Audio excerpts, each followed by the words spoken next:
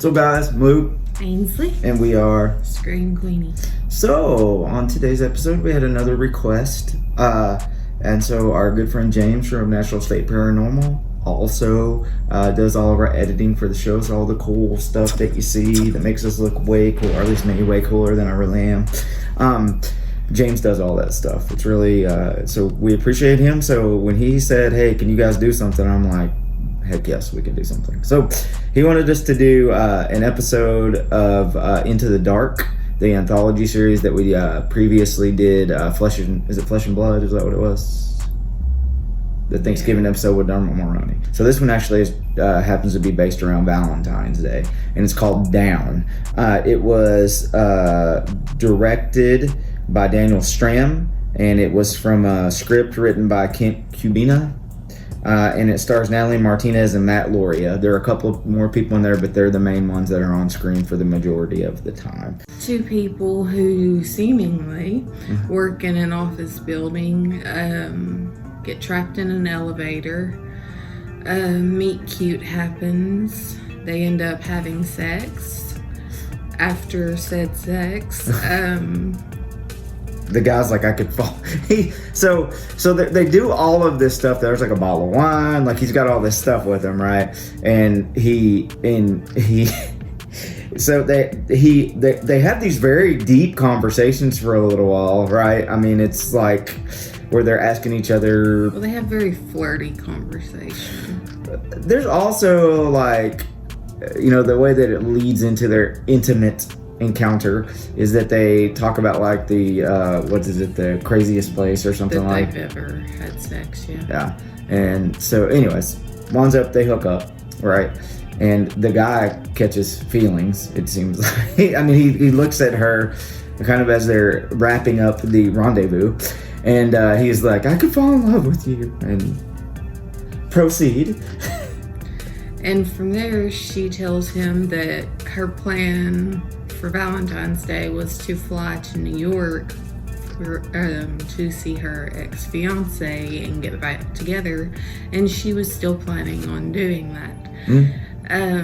He's not too happy with this news and goes on to tell her that he doesn't actually work in an office at the building, that he's a security guard and he trapped them there on purpose. Yes.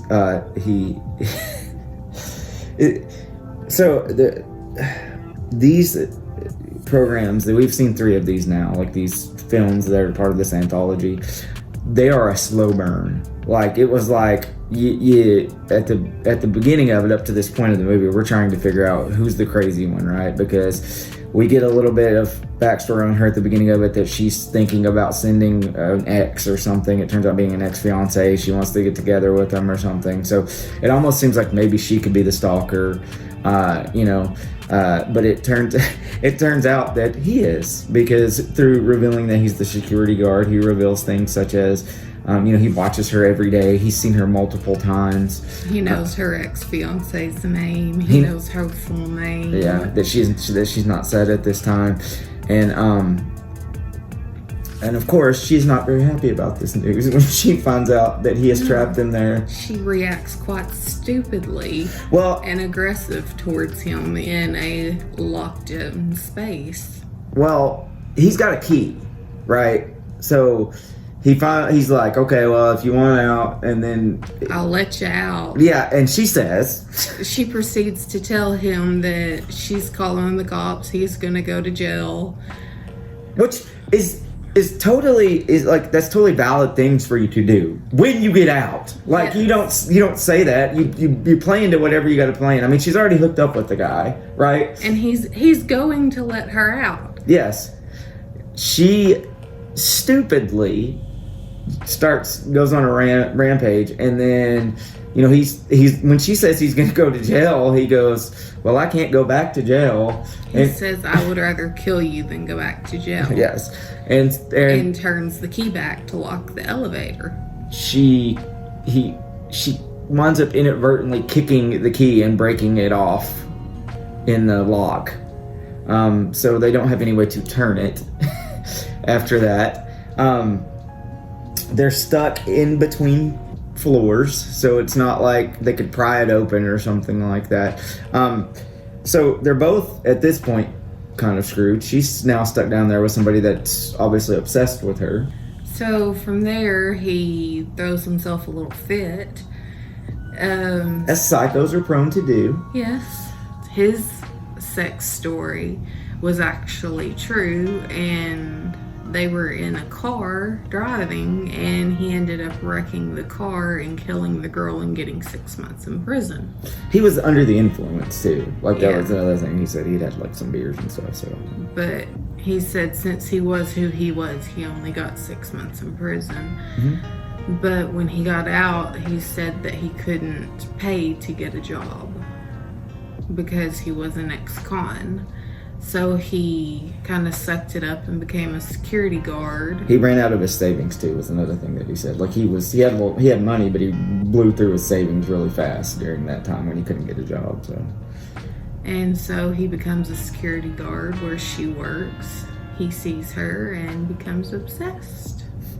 And we get to the point where we're at now.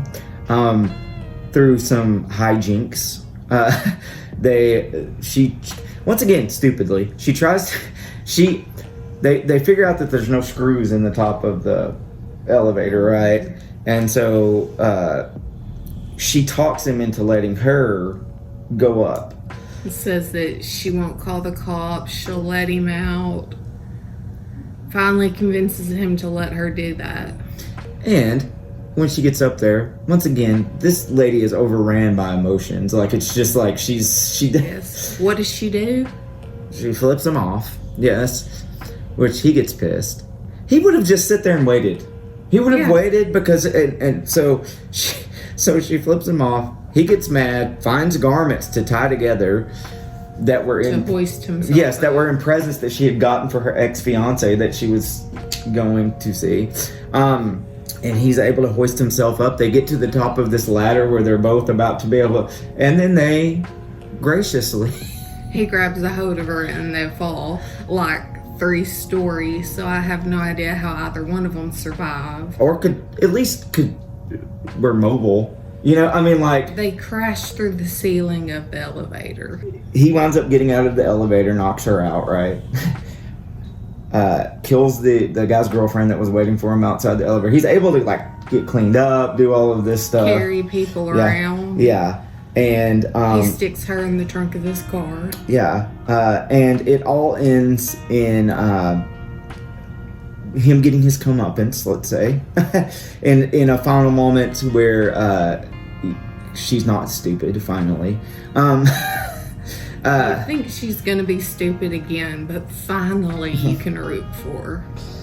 Well, you're more rooting for him to get his comeuppance than you are really for anything to happen to, like, good to her. Yeah. She really didn't deserve anything good to happen to her. Not because of what kind of person she was, like, because we really, I mean, It's just every step of the way she did the wrong freaking thing. which is one problem that I had with the film is that if you have a protagonist, which she was supposed to be, at least you figured that out halfway through the film. It was really hard to. There was a couple of times that they really tried to pull on your heartstrings for the guy. In the thing where they were talking, I mean, and she even kind of started crying there for a minute, like when he was telling his story or whatever. And they tried to, and at first, when he kind of is going a little bit crazy before he gets violent and before he gets, you could start to tell that it's like turning, right? Like this is not going someplace good. But him getting rejected and you're thinking maybe he's like a guy that just feels things really deeply or something for a minute, and then it's like, no, he feels things really, really, really, really deeply and has really bad reactions to them. But it's hard when you have a protagonist that you're not rooting for. Then also you wonder if he's always been crazy or did... Well, he did hit his head. Remember he said that in the wreck or something like that? Yeah.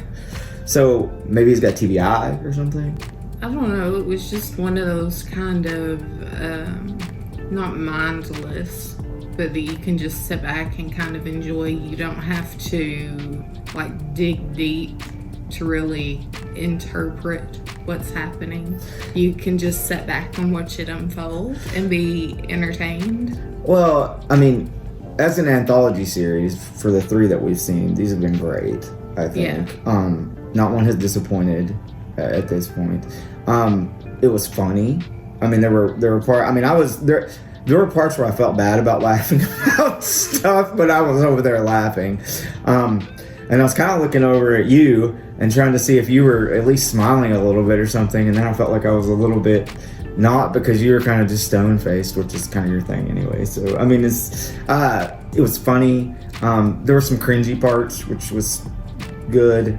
There was a couple of, I don't want to say jump scares, but I think that's what they were meant to be, where it was unexpected things that you were like, oh, for like a second. It wasn't necessarily like a jump out of your seat or like a clincher, but it was like, you were like... It's supposed to be kind of a Yeah. I can only compare to the previous ones that we've seen.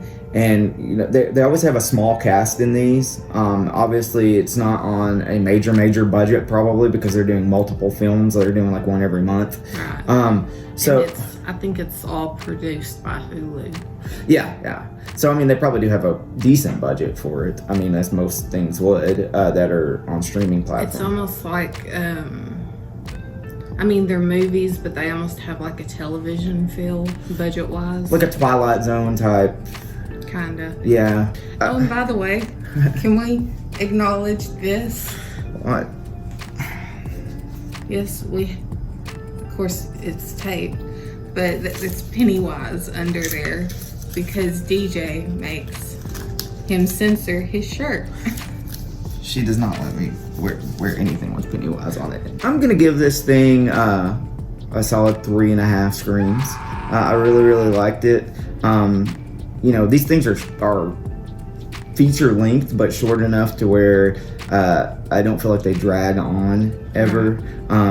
They're never left with, so far, I'm gonna say that. I mean, there's multiple ones we haven't seen, but so far you're not left with the with like, oh, what happened there, or where are they going, or it wraps things up. Yeah, nicely. Yeah. And you're not. You get your hour and a half, nice and neat little package wrapped in a bow there. So 3.5 screens for me. What you gonna give it, my friend? I'd give it 3.5.